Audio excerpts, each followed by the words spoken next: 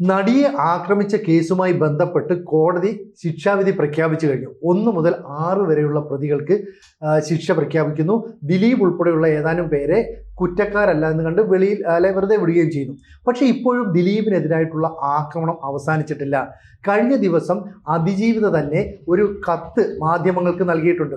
ഈ കത്തിലെ വിവരങ്ങൾ അനുസരിച്ച് ഈ കോടതിയിൽ തനിക്ക് വിശ്വാസമില്ലായിരുന്നുവെന്നും താൻ അത് പലതവണ പറഞ്ഞിട്ടുണ്ടെന്നും ഒക്കെയാണ് അതിജീവിത പറയുന്നത്. എന്നാൽ ആ ജഡ്ജിയെ മാറ്റാനുള്ള ഒരു കാരണവും മേൽക്കോടതികൾക്ക് കണ്ടെത്താൻ കഴിഞ്ഞില്ല. പക്ഷേ ഇവിടെ അതിജീവിത ഇത്തരത്തിലുള്ള ഒരു കത്ത് പ്രസിദ്ധീകരിക്കുമ്പോൾ 2 പബ്ലിക് പ്രോസിക്യൂട്ടർമാർ നേരത്തെ രാജിവെച്ചിരുന്നു. അവർ എന്നോട് പറഞ്ഞിരുന്നു ഈ കേസ് ഒരിക്കലും വിജയിക്കാൻ പോകുന്നില്ല, എന്നിട്ടും ഞാൻ ഒരുപാട് കഷ്ടപ്പാട് അനുഭവിച്ചു. ഈ രീതിയിലൊക്കെയാണ്. വായിക്കുമ്പോൾ ആർക്കും സങ്കടമൊക്കെ തോന്നാം, സ്വാഭാവികമാണ്. പക്ഷേ നമ്മുടെ പരമോന്നതമായ നീതിപീഠം എന്ന് നാം കരുതുന്ന കോടതി ഒരു വിധി പുറപ്പെടുവിച്ചാൽ ആ കോടതി വിധിയെ നമ്മൾ അംഗീകരിക്കണ്ടേ? ആ കോടതി വിധിയെ ഇത്രയധികം രൂക്ഷമായി വിമർശിക്കുന്ന രീതിയിൽ ഒരു സംഭവം ഉണ്ടാകുന്നത് ഈ ദിലീപ് കേസുമായി ബന്ധപ്പെട്ടാണ്. മാത്രമല്ല, ദിലീപിനെ ഒറ്റ തിരിഞ്ഞ് ആക്രമിക്കുന്ന പ്രവണത കൂടി വരുന്നു.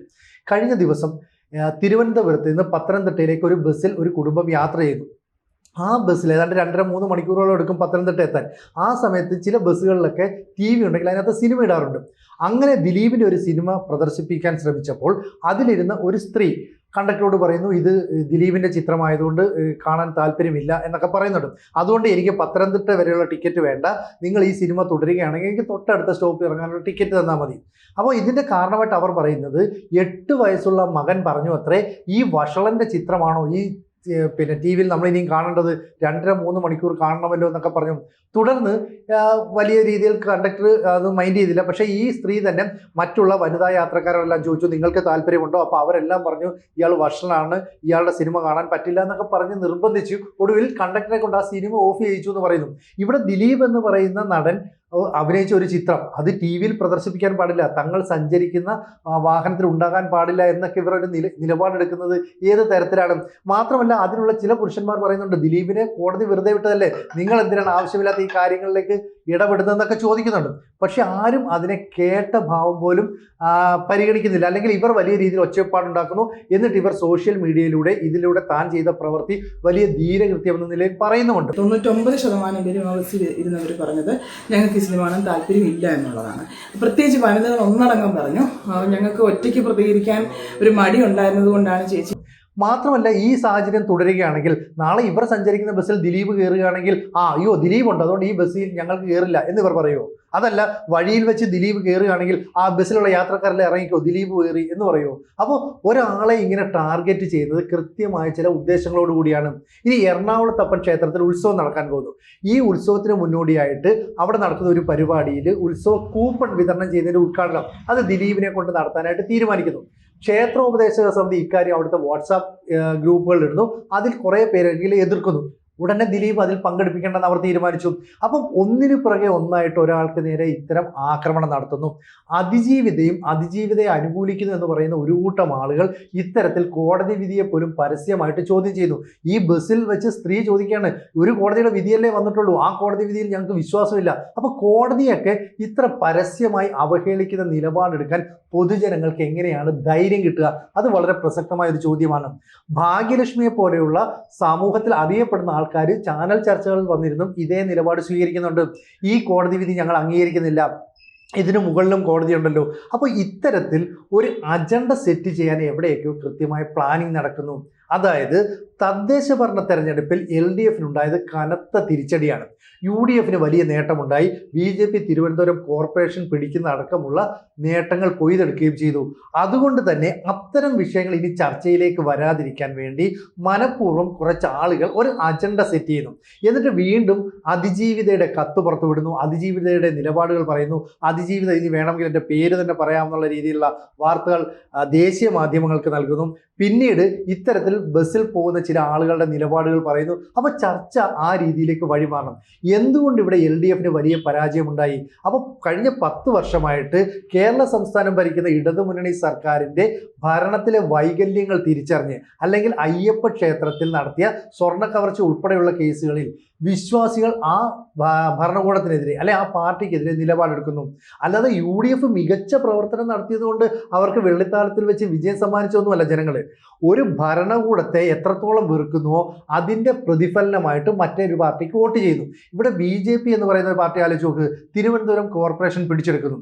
അവിടുത്തെ ജനങ്ങൾ പ്രബുദ്ധരാണെന്നും ഒരിക്കലും BJPക്കൊപ്പം നിൽക്കില്ല എന്നും CPMന്റെ സംസ്ഥാന നേതാക്കൾ നാഴികയ്ക്ക് 40 വട്ടം പറഞ്ഞിട്ടാണ്. പക്ഷെ അതിനെയൊക്കെ അട്ടിമറിച്ചു. അത്തരത്തിൽ BJPയുടെ നേട്ടങ്ങളെ ചർച്ച ചെയ്യരുത്, ഇപ്പുറത്ത് UDF കൊണ്ടുവന്ന നേട്ടങ്ങളെ ചർച്ച ചെയ്യരുത്. ഇതിന് പ്രധാന കാരണമുണ്ട്. കാരണം ഒരു 6 മാസക്കാലത്തിനുള്ളിൽ തന്നെ കേരളത്തിൽ നിയമസഭാ തെരഞ്ഞെടുപ്പ് നടത്താനിരിക്കുകയാണ്. അന്നൊക്കെ പറഞ്ഞത് പിണറായി വിജയൻ 3.0 സർക്കാർ വരുമെന്നാണ്. അതായത് മൂന്നാമതും പിണറായിയുടെ നേതൃത്വത്തിലുള്ള ഇടത് സർക്കാർ അധികാരത്തിൽ വരും. BJP അതിനുള്ള എല്ലാ സഹായം ചെയ്തു കൊടുക്കുന്നു. കാരണം ഇനി ഒരിക്കൽ കൂടി ഇടതുമുന്നണി സർക്കാർ അധികാരത്തിൽ വന്നാൽ ആ പാർട്ടി ജീർണിച്ച അവസ്ഥയിലേക്ക് എത്തിച്ചേരും. അങ്ങനെ സംഭവിക്കരുതേ എന്ന് ആഗ്രഹിക്കുന്ന യഥാർത്ഥ കമ്മ്യൂണിസ്റ്റുകാർ നിരവധിയുണ്ട്. ഒരിക്കൽ കൂടി ഭരണം കിട്ടരുതേ, ആ പാർട്ടി അഴിമതിയിൽ മുങ്ങിപ്പോകരുത് എന്നൊക്കെ ചിന്തിക്കുന്നവരുണ്ട്. പക്ഷേ BJP പറയുന്നത് അവർ തന്നെ ഭരിച്ചോട്ടെ, അവർ ഭരിക്കുകയാണെങ്കിൽ പിന്നീടുള്ള പ്രതിപക്ഷമായി വളർന്നു വരാൻ സാധ്യതയുള്ളത് BJP ആണ്. മറ്റ് സംസ്ഥാനങ്ങളിലെ കാര്യം എടുത്തു നോക്ക്, കോൺഗ്രസിന് നിൽക്കക്കള്ളി ഇല്ലാതെ വരുമ്പോൾ അവർ കൂട്ടത്തോടെ BJPയിൽ ചേരുകയും അങ്ങനെ BJP ശക്തമാകുകയും ചെയ്യും. ഇവിടെ CPMന്റെ ഇത്തരം വീഴ്ചകളൊക്കെ മറച്ചു വെച്ചുകൊണ്ട് പരിമിതികളെയൊക്കെ മറികടന്ന് 6 മാസത്തിനുള്ളിൽ നടക്കുന്ന നിയമസഭാ തെരഞ്ഞെടുപ്പിൽ തിരിച്ചു വരാൻ സാധിക്കും. ഏതാണ്ട് 2010 സമയത്തും ഇതിന് സമാനമായ സ്ഥിതിഗതികളൊക്കെ ഉണ്ടായി എന്നാണ് പാർട്ടി സംസ്ഥാന സെക്രട്ടറി തന്നെ പറയുന്നത്. എന്തായാലും UDFന് വലിയ മേൽക്കൈ ഉണ്ടായി, VD സതീശന്റെ നേതൃത്വത്തിലും വലിയ മേൽക്കൈ ഉണ്ടായി. അതുകൊണ്ട് തന്നെ ഈ രാഹുൽ മാങ്കൂട്ടത്തിന്റെ കേസ് മുമ്പിലേക്ക് എടുത്തിട്ടുള്ള പദ്ധതി അതെല്ലാം തന്നെ ഇടതുമുന്നണിയുടെ പാളിപ്പോയി. ഇനി BJPയിലെ ഒരു കൗൺസിലർ രാജിവെച്ചു, ചില ആളുകൾ സീറ്റ് കിട്ടാത്തതിനെ തുടർന്ന് ആത്മഹത്യ ചെയ്തു എന്നൊക്കെ പറഞ്ഞിട്ട് വലിയ പ്രചാരണം ഉണ്ടായി. അതൊന്നും തിരുവനന്തപുരത്ത് ഏശിയുമില്ല. അങ്ങനെ ഒരു കോർപ്പറേഷനെ ടാർഗറ്റ് ചെയ്തുകൊണ്ട് BJPയുടെ കേന്ദ്ര നേതൃത്വം നൽകിയ ഓപ്പറേഷൻ അത് കൃത്യമായിട്ട് സംസ്ഥാന അധ്യക്ഷൻ രാജീവ് ചന്ദ്രശേഖരൻ നടപ്പാക്കുകയും ചെയ്തു. ഇത് വലിയ നേട്ടമായിട്ട് ചർച്ച ചെയ്യപ്പെടേണ്ട. എന്തിന്? ഒരുപക്ഷെ തിരുവനന്തപുരം നഗരസഭയുടെ അല്ലെങ്കിൽ കോർപ്പറേഷന്റെ പുതിയ പദ്ധതികൾ പ്രഖ്യാപിക്കാൻ ഇന്ത്യൻ പ്രധാനമന്ത്രി നരേന്ദ്രമോദി കേരളത്തിലേക്ക് എത്തുന്ന ഒരു സാഹചര്യം ഉണ്ടാകും. അങ്ങനെയാണെങ്കിൽ ജനങ്ങളുടെ മനസ്സ് മാറി ചിന്തിക്കാൻ തുടങ്ങുമെന്ന് കൃത്യമായി അറിയുന്ന പാർട്ടി CPM ആണ്. കാരണം താഴെ തട്ടിലുള്ള ജനങ്ങളുടെ പൾസ് കൃത്യമായിട്ട് തിരിച്ചറിഞ്ഞ് ഓരോ തെരഞ്ഞെടുപ്പും മുന്നിൽ കണ്ട് അതിനനുസരിച്ച് പ്രവർത്തിക്കാൻ കഴിയുന്നത് എല്ലായ്പ്പോഴും ഇടതുമുന്നണിക്ക് മാത്രമാണ്. ആ അവസ്ഥയ്ക്ക് ഇപ്പോൾ മാറ്റം വന്നിരിക്കുന്നു. കാരണം യങ് ജനറേഷൻ എന്ന് പറയുന്നത് വോട്ടിംഗ് സമ്പ്രദായത്തോട് തന്നെ താല്പര്യം പ്രകടിപ്പിക്കാത്തവരാണ്. അവർ പിന്നെയും വോട്ട് ചെയ്യാൻ പോകുന്നത് എന്തുകൊണ്ടാണ്? നരേന്ദ്രമോദിയുടെ നേതൃത്വത്തിലുള്ള സർക്കാർ കൂടുതൽ സ്റ്റാർട്ടപ്പുകൾക്ക് പുതിയ പുതിയ സംരംഭങ്ങൾക്കൊക്കെ അവസരം നൽകുന്നു. യങ്സ്റ്റേഴ്സിന് കൂടുതൽ അവസരം ഒരുക്കി കൊടുക്കുന്നു.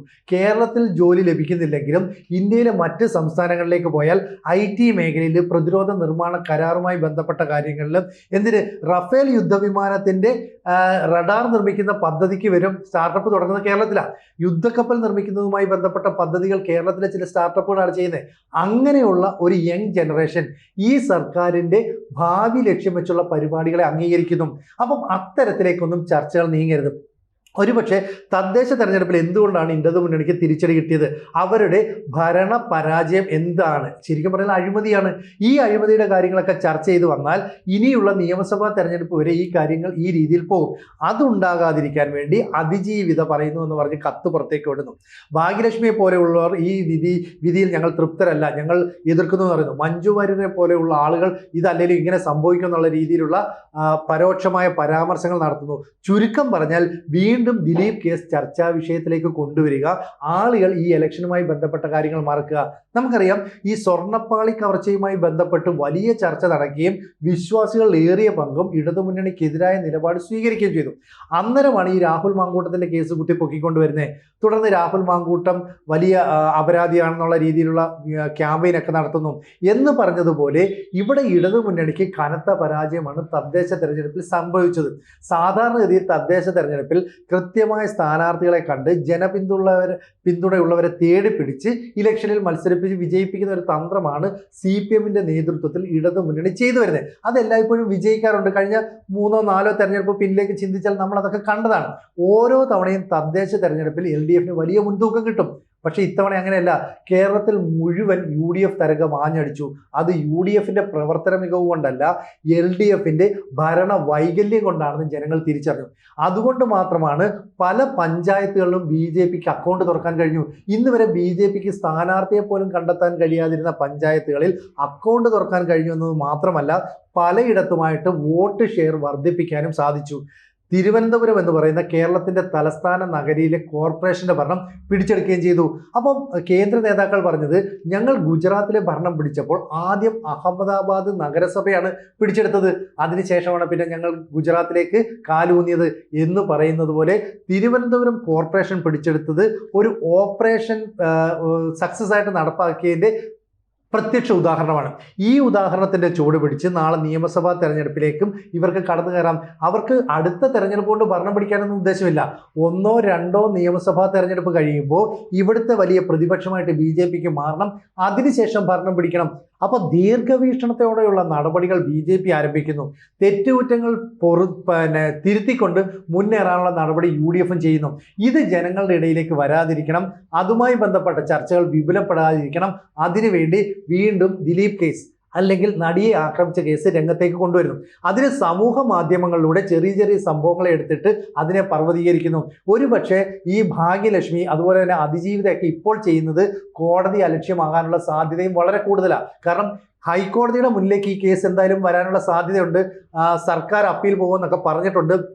അതുകൊണ്ട് തന്നെ അങ്ങനെ ഈ ഹൈക്കോടതിയുടെ മൂക്കിൻ തുമ്പിലേക്ക് എത്തേണ്ട ഒരു കേസ് സംബന്ധിച്ചുള്ള പരസ്യമായ അഭിപ്രായ പ്രകടനങ്ങൾ നടത്തുന്നത് കോടതിയെ അവഹേളിക്കുന്നതിന് തുല്യമാണെന്നാണ് നിയമവിദഗ്ധർ പറയുന്നത്. അങ്ങനെ കോടതി വിധിയെ ലംഘിക്കുന്ന തരത്തിലുള്ള ഒരു നീക്കങ്ങൾ നടത്തിയാൽ അവർക്കെതിരെ എന്തുകൊണ്ട് നടപടി സ്വീകരിക്കുന്നില്ല? പൊതുജനങ്ങൾ അത്ഭുതപ്പെടുന്നതാണ്. അപ്പം ഒരു കോടതി പ്രതിസ്ഥാനത്ത് നിൽക്കുന്ന ദിലീപിനെ വിട്ടയച്ചു എന്നുള്ളതാണ് ഇവിടുത്തെ പ്രശ്നം. ബാക്കിയുള്ള പ്രതികളെ ശിക്ഷിച്ചു എന്നുള്ളത് ഇവർ കണക്കാക്കുന്നില്ല. അവരുടെ ടാർഗറ്റായ ദിലീപിനെ ശിക്ഷിച്ചില്ല, അതുകൊണ്ട് കോടതി വിധി ശരിയല്ല. ഇത്തരത്തിൽ ചാനലുകളിൽ ഇരുന്ന് പരസ്യമായി സംവാദം നടത്തുന്നവരെ, സോഷ്യൽ മീഡിയയിലൂടെ ഇത്തരം കാര്യങ്ങൾ പ്രചരിപ്പിക്കുന്നവരെ ഒക്കെ കൃത്യമായിട്ട് സർക്കാർ കണ്ടുവച്ചിട്ടുണ്ട്. കോടതി അത് സംബന്ധിച്ചുള്ള നിർദ്ദേശങ്ങൾ ഒരുപക്ഷെ പോലീസിനോ സർക്കാരിനോ കൊടുക്കുന്ന കാലം വിദൂരമല്ല. അങ്ങനെയാണെങ്കിൽ ഇവർക്കെതിരെ കർശനമായ നടപടി കോർട്ട് അലക്ഷ്യത്തിന്റെ പേരിൽ ഉണ്ടാകാനുള്ള സാധ്യതയുമുണ്ട്. അതുകൊണ്ട് അനാവശ്യമായ ഇത്തരത്തിലുള്ള വിമർശനങ്ങളുമായി എത്തുന്നവർ ഒന്ന് ശ്രദ്ധിച്ചിരിക്കുന്നത് വളരെ നന്നാവും. ABCക്ക് ഒരു ഹിന്ദി ചാനൽ കൂടിയുണ്ട്. കുറച്ച് നാളായി അതിൻ്റെ വാർത്തകൾ, ദേശവിശേഷങ്ങൾ ഇതൊക്കെ തന്നെ ചർച്ച ചെയ്യുന്നുണ്ട്. ഈ ചാനൽ കൂടി പ്രേക്ഷകർ സബ്സ്ക്രൈബ് ചെയ്യണമെന്ന് താല്പര്യപ്പെടുന്നു. കൂടുതൽ വാർത്തകളും വിശേഷങ്ങളും നിങ്ങളിലേക്ക് എത്താൻ ABC മലയാളം സബ്സ്ക്രൈബ് ചെയ്യുക, ബെൽ ബട്ടണും അമർത്തുക.